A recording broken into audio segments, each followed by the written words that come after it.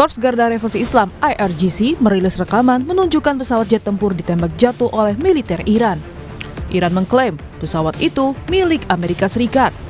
Iran mengungkap jet tempur itu jatuh di antara Pulau Hengam dan Pulau Qasim sebelum tenggelam. Berdasarkan laporan Reuters, pejabat Amerika Serikat mengkonfirmasi kejadian tersebut. Pesawat jet tempur yang jatuh tersebut teridentifikasi jenis F-15 E-Strike Eagle milik Amerika Serikat. دنبال ادعاهای دروغین رئیس جمهور آمریکا مبنی بر نابودی کامل پدافند هوایی ایران، یک فروند جنگنده متخاصم آمریکا در آسمان مرکزی ایران توسط سامانه نوین پدافند پیشرفته هوافضای سپاه تحت کنترل شبکه یکپارچه پدافند هوایی کشور مورد اصابت قرار گرفت و منهدم شد. این جنگنده به طور کامل متلاشی Pasca Iran menembak jatuh pesawat tempur Amerika Serikat, helikopter Black Hawk dan Hercules 130 terlihat melintas di langit Iran. Kedua pesawat tersebut diduga dikirim untuk membebaskan pilot jet tempur yang ditembak jatuh Iran. Sementara itu, media Tasnim Iran melaporkan operasi pencarian menggunakan helikopter Black Hawk dan Hercules 130 dilakukan untuk membebaskan pilot jet tempur yang ditembak jatuh oleh Angkatan Bersenjata Iran. Namun upaya tersebut diklaim gagal. Media yang mengutip seorang pejabat Amerika Serikat melaporkan klaim satu pilot telah diselamatkan hidup-hidup. Presiden Donald Trump menyampaikan pesan pasca yang optimis kepada bangsa Amerika di tengah laporan dua pesawat tempur Amerika yang ditembak jatuh di atas wilayah Iran. Dalam pidatonya, Trump menyebut pada akhirnya kejahatan dan keburukan tidak akan menang. Menurut laporan media, pasukan khusus Amerika menyelamatkan salah satu dari dua anggota militer tersebut. Sementara video yang beredar di media sosial menunjukkan pesawat Amerika Serikat terbang di atas Iran sebagai bagian dari misi pencarian. This Holy Week, I'm proud to join with Christians across the country and around the world to celebrate the most glorious miracle in all of time, the resurrection of our Lord and Savior Jesus Christ. This Easter, millions of Christians all over the globe will be reminded that because of what Jesus did on the cross, all of us can live every day with hope in God's promise, knowing that in the end, evil and wickedness will not prevail. Saling serang terus dilakukan baik Iran maupun Amerika Serikat. Iran pun juga mengeluarkan peringatan keras kepada Amerika Serikat dan negara-negara Teluk yang menjadi tuan rumah pangkalan militer Amerika Serikat untuk mengusir pasukan Amerika Serikat. Jika tidak, Iran akan memberikan serangan yang menghancurkan.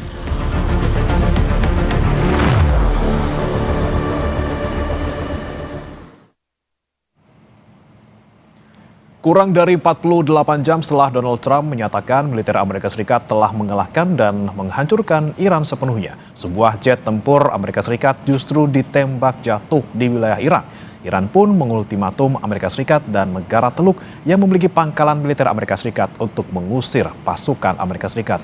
Lalu akankah serangan ini menjadi tanda bahwa Iran masih memiliki kekuatan penuh, sementara Amerika Serikat terus mengklaim kemenangan atas Iran? Akankah jatuhnya pesawat Amerika Serikat menjadi pemicu Amerika benar-benar akan mengerahkan pasukannya menyerang Iran lewat darat? Kita akan bahas bersama dengan sejumlah narasumber yang sudah hadir melalui sambungan daring. Ada pengamat intelijen dan keamanan Universitas Indonesia, Stanislaus Rianta, dan ahli kajian wilayah Amerika Serikat Universitas Indonesia, Susi Sudarman. Selamat pagi, Mas Stanis, Bu Susi. Selamat pagi, Mas Premala. Baik, saya ke Mas Stanis terlebih dahulu. Mas Stanis, dengan ditembaknya pesawat jet tempur Amerika Serikat F-15 yang sebelumnya dibilangnya ini F-35, ini apakah menjadi pukulan signifikan bagi Amerika Serikat? Ya, tentu ini menjadi masalah serius bagi Amerika Serikat yang terkenal mempunyai alutsista canggih, apalagi dia nomor 1 di global air power. Jadi dan Iran nomor 15, Israel nomor 15. Ini tentu menjadi pukulan yang sangat serius, dan hebatnya lagi Iran mampu mengkapitalisasi isu ini dia dengan mengerahkan masyarakat, memberikan hadiah yang cukup besar bagi yang menemukan pilot tersebut. Jadi dalam hal ini Iran tidak hanya menang secara teknis, mampu mengalahkan atau menembak jatuh pesawat F-15, tetapi juga mampu melakukan perang uras saldo propaganda, jadi pushprop namanya. Jadi dia mempropaganda masyarakatnya, memobilisasi masyarakatnya untuk mencari itu, dan itu nampak membangkitkan semacam kekuatan emosional masyarakat Iran. Dan ini saya kira menjadi pukulan serius bagi Amerika yang telah mengklaim memenangkan perang ini. Kemudian kalau kita lihat strategi yang digunakan oleh Iran dengan menggunakan sensor inframerah pasif sehingga ini tidak bisa dideteksi oleh radar Amerika Serikat. Ini bentuk seperti apa, Mas Tanis? Apakah kemudian ini bisa dibilang Iran cerdik menggunakan strategi yang mungkin menggunakan teknologi sederhana untuk mengalahkan dalam tanda kutip teknologi yang lebih tinggi dari Amerika Serikat? Iya, beberapa kali Iran melakukan ini termasuk menggunakan drone yang murah, kemudian untuk melakukan serangan-serangan yang tidak terdeteksi, termasuk menggunakan teknologi inframerah. Dan Iran itu adalah salah satu negara yang sulit sekali dipotret kekuatan militernya dan kekuatan intelijennya. Jadi ini yang menyulitkan lawan dari Iran untuk memprediksi, karena di dalam disiplin intelijen itu kita bisa memenangkan perang ketika kita mengetahui kekuatan lawan. Nah, justru kekuatan lawan inilah yang tidak bisa diketahui ketika lawannya adalah Iran. Oke. Kemudian tadi terkait dengan satu kru yang dilaporkan masih hilang dari pesawat F-15 Amerika Serikat ini, untuk dalam tanda kutip lagi nih, balapan mungkin antara Iran dan juga Amerika Serikat untuk siapa yang paling lebih dulu untuk menemukan kru tersebut. Kira-kira Mas Tanis, kemungkinan yang akan muncul seperti apa ketika Iran misalnya menemukan duluan atau Amerika Serikat yang menemukan duluan? Ya, tentu dalam situasi perang seperti ini ketidakpastiannya sangat tinggi. Tetapi Iran itu menguasai wilayah, karena ini ada wilayah Iran. Jadi di atas kertas harusnya Iran lebih bisa menguasai situasi ini. Tetapi Amerika juga mempunyai teknologi yang cukup kuat untuk mencari itu. Kita tidak tahu seperti apa karena ketidakpastian tinggi. Tapi yang jelas Iran menguasai wilayah, kemudian Amerika menguasai teknologi. Baik, saya ke Bu Susi. Bu Susi, melihat tadi serangan yang dilakukan Iran kemudian bisa menghancurkan jet dari Amerika Serikat, kemudian menggunakan teknologi yang demikian dan juga sekarang sedang berlomba untuk mencari kru pesawat tersebut. Pandangan Anda menurut mungkin sisi dari Amerika Serikat, Bu Susi? Ini menginspirasi ya negara-negara lain bahwa sebetulnya Amerika Serikat tidak seperti bisa dikalahkan, tidak mudah dikalahkan karena teknologinya tinggi. Justru Iran ini memberikan inspirasi yang sangat membahayakan bagi kekuatan Amerika yang tergantung pada the strong will do what it can, the weak suffer what they must. Jadi sebetulnya saya lihat ini suatu pembelajaran. Apakah ini pembelajaran yang diapresiasi oleh Amerika Serikat atau tidak? Nanti kita lihat buktinya. Kalau mereka marah, mereka akan semena-mena melakukan pemboman kembali kepada Iran. Tetapi kalau kita lihat modal sosial yang dimiliki oleh masyarakat Iran, karena mereka ini menyangkut agamanya, menyangkut tatanan sosialnya, mungkin Amerika di sini terbukti bahwa air power itu kalau tidak terlalu nuans teksturnya tentang masyarakat yang akan dibidik, ini akan menjadi kesulitan besar karena di sini Irannya mengenal Amerika, tapi Amerikanya tidak mengenal Iran. Ini menarik. Oke, tapi kalau kita melihat mungkin Bu Susi dengan pukulan telak seperti ini Amerika Serikat, apakah kemudian tadi kemungkinannya akan lebih masif lagi, lebih emosi untuk menyerang Iran, atau justru dia lebih berpikir kembali, memikirkan lebih matang strategi apa yang akan digunakan? Oke, kalau kita lihat secara fundamental, ini adalah kelanjutan dari sejarah di mana neokonservatisme itu menguasai kebijakan luar negeri Amerika Serikat. Kebijakan luar negeri Amerika Serikat telah dibentuk lama sekali oleh the Committee for the Present Danger, lalu Project for the New American Century. Orang-orangnya masih hadir seperti Steve Bannon, itu anggota dari Committee on the Present Danger, PNAC.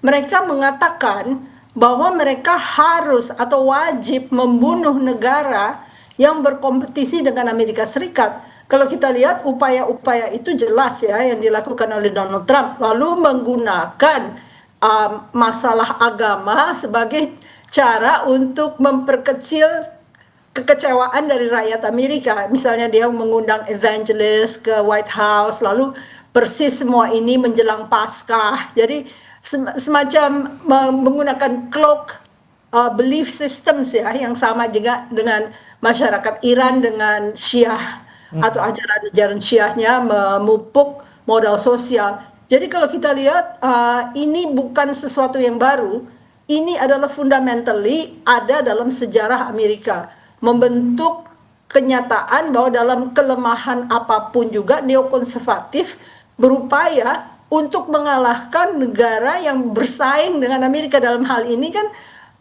David versus Goliath gitu. Goliathnya Amerika, Davidnya kecil tapi cerdik gitu loh ya. Jadi saya melihat ini interesting sekali karena ini ada kontinuitas, tidak ada perubahan, kontinuitas masih, hanya dia invisible, nggak kelihatan.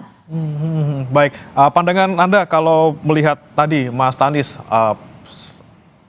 respons dari Amerika Serikat terkait dengan serangan ini, apakah kemudian tadi semakin agresif atau justru mundur dulu atau mungkin memikirkan lagi yang lebih tepat seperti apa? Kalau kita lihat Ya. Hegseth, oh ini untuk Mas Tanis ya? Ya. Iya Bu. Silakan. Ya silakan Mas Tanis dulu Mas. Kalau kita melihat dua negara ini kan berbeda ya. Di Iran itu hampir semua warga negaranya mendukung bagaimana perang ini melawan Amerika. Sementara Amerika itu tidak semua mendukung presidennya. Bahkan beberapa kongres mengatakan ini perangnya Trump, bukan perangnya Amerika. Sementara juga ada kesulitan-kesulitan terkait nanti ada tekanan politik, tekanan ekonomi, dan berbeda dengan Iran. Melawan Amerika ini didukung dengan kekuatan ideologi, dan ini yang sangat sulit untuk dikalahkan. Karena apa? Ideologi itu mereka berperang bisa sampai mati. Mereka bisa melakukan itu, dan ini yang mungkin tidak dimiliki oleh Amerika gitu loh. Apalagi tekanan-tekanan politik dan ekonomi cukup kuat ya. Nah, akhirnya sampai kapan perang ini berakhir? Kita melihat bahwa dari beberapa pengamat mengatakan, dari beberapa analis mengatakan bahwa Trump cukup agresif tapi juga labil. Nah, inilah yang susah ditebak itu loh, susah ditebak. Tapi Iran konsisten untuk melawan. Diancam seperti apapun dia tetap melawan. Tidak pernah ada perkataan Iran untuk mundur. Sementara Amerika mengatakan besok akan selesai, tetapi tidak selesai juga itu. Ini yang menarik, sehingga ini cukup sulit untuk diprediksi. Tetapi yang jelas apapun bentuk tekanan Amerika, Iran pasti akan melawan. Baik, tekanan apapun Iran pasti akan melawan. Tapi bagaimana dengan Amerika Serikat? Bu Susi, dengan tekanan yang luar biasa dari segala sisi, dari dalam negeri, mulai dari ekonominya, masyarakat Amerika Serikat mulai teriak soal harga minyak, kemudian juga soal pemilu selayang. Ini kemudian juga jadi bayang-bayang gitu bagi Trump untuk dalam konflik ini. Seperti apa kemudian ke depannya gitu, Bu Susi? Amerika Serikat akan seperti apa mungkin mengeluarkan exit strateginya? Oke, kembali kepada kontinuitas yang saya sebutkan. Fundamentally ini orang-orang neokonservatif yang menentukan arahnya Trump, juga bukan Trump sendiri. Artinya mereka punya brain trust yang disebut neokonservatif yang sudah berkuasa sejak lama, terutama pada masa George Bush Jr. ya. Jadi kalau saya lihat yang unpredictable adalah Trump dan Hegseth. Karena Hegseth adalah orang yang didorong oleh kaum Zionis untuk menjadi Secretary of Defense atau Secretary of War. Sekarang masalahnya apa mungkin mereka mau kalah kalau mereka sudah mempunyai ideologi atau belief system bahwa negara lain yang bersaing secara nyata dengan Amerika Serikat harus dipunahkan. Nah, ini yang berbahaya. Karena sekarang mulai beberapa penasehat Presiden Trump mengemukakan bahwa kalau misalnya Israel hancur-hancuran, yang akan mereka lakukan terakhir adalah mendrop bom nuklir yang mengerikan, bukan dari Amerika Serikatnya tetapi dari Israelnya, dan pendukungnya adalah para neokonservatif yang memang dimulainya sejak Committee on the Present Danger adalah kaum Yahudi Republican. Oke, ini yang kita tidak inginkan gitu ya, kemudian menggunakan nuklir di sana, bukan Amerika Serikat tapi Israel. Kalau pandangan Anda, Mas Tanis, kemungkinan seperti itu bagaimana? Ya, itu memang sudah muncul di publik pandang-pandang seperti itu, dan ini kan yang tidak kita inginkan, bahwa ketika nanti Amerika atau Israel berada pada titik-titik kritis, dia akan menggunakan senjata yang cukup akan menciptakan bencana di dunia ini. Dan itu mungkin terjadi. Saya sepakat dengan Bu Susi bahwa Israel di Bali ini terus, istilah kami malah mengompor-ngompori Amerika untuk melawan terus dulu. Dan nanti pada titik kritis akan menggunakan senjata yang besar dulu. Tapi lagi-lagi Iran tidak pernah takut dengan hal itu gitu. Dan ini kalau dibiarkan, ini menjadi perang. Ya, kekhawatiran kita perang dunia ketiga kan terjadi ini, sudah terjadi seperti ini, dan dampaknya kan bukan dampak senjata yang ke kita, tapi dampak ekonomi, dampak politik itu kan cukup kuat bagi kita. Dampak ini kita rasakan gitu. Saya kira ini cukup berbahaya dan perlu ada tekanan dari banyak negara, banyak pihak untuk segera menghentikan ini. Oke, baik. Kembali saya ke Bu Susi. Jika kemudian nuklir ini bukan dari Amerika Serikat tapi dari Israel, nah Amerika Serikat sendiri apakah dengan tekanan ini juga semakin meyakinkan ataupun menyegerakan pengiriman pasukan darat misalnya untuk menginvasi Iran, Bu Susi?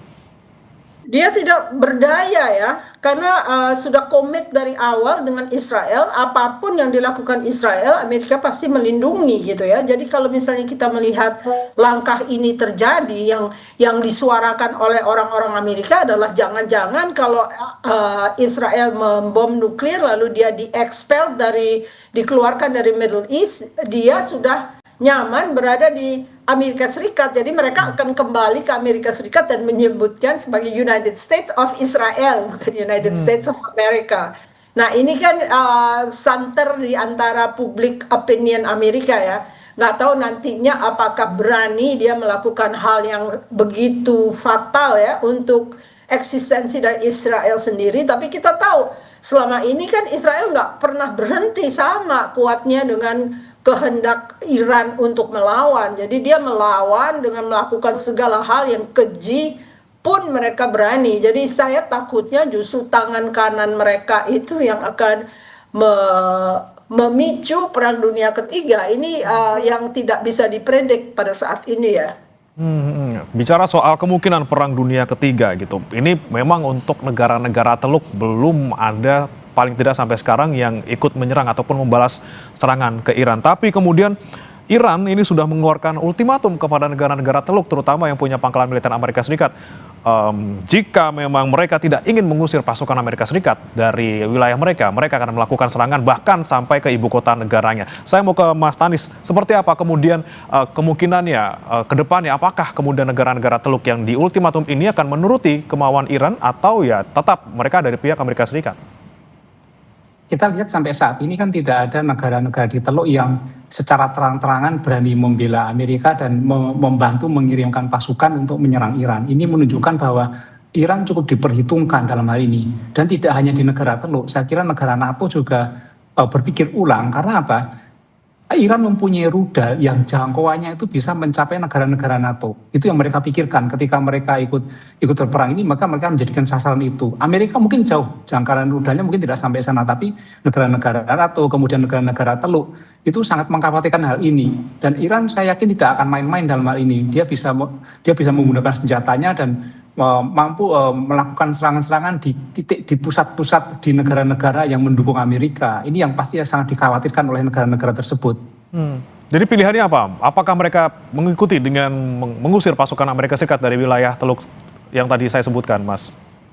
Ya, mereka menggunakan diplomasi yang mereka diam-diam akan membantu Amerika, akan membiarkan Amerika menggunakan pangkalannya, tetapi juga tidak terang-terangan untuk melakukan serangan kepada Iran. Saya kira politik itu atau cara itu yang mereka gunakan untuk mendapatkan keuntungan atau menyelamatkan negaranya.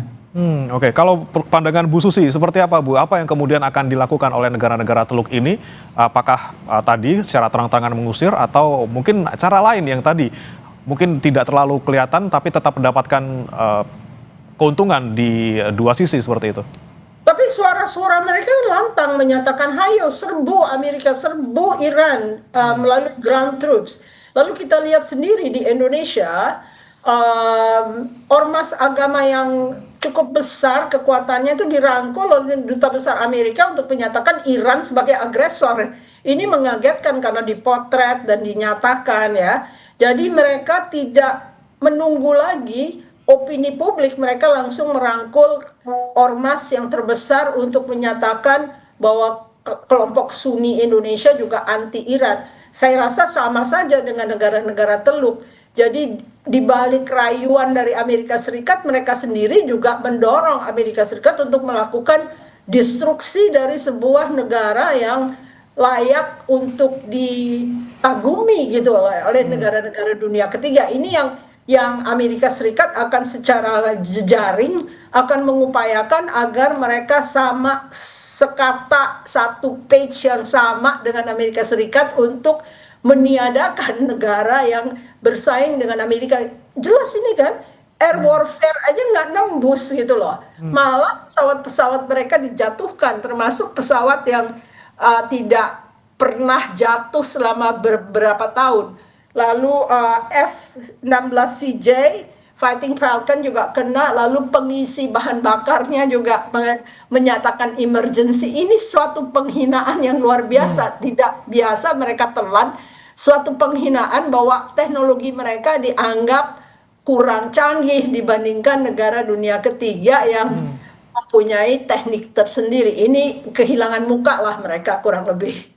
Oke, dengan tadi ya status negara sebagai negara dunia ketiga bisa mengalahkan negara adidaya dengan teknologi yang mungkin bukan teknologi yang canggih seperti itu tadi sebelumnya saya sempat sebutkan, dan kita harapkan juga semoga ini menjadi pukulan telak dan membuat Amerika Serikat berpikir-pikir kembali terkait dengan lanjutan perang di sana. Terima kasih pandangannya Bu Susi Sudarman, ahli kajian wilayah Amerika Serikat Universitas Indonesia, dan juga Mas Stanislaus Rianta, pengamat intelijen dan juga keamanan, bergabung bersama kami di Sapa Indonesia Pagi. Selamat pagi.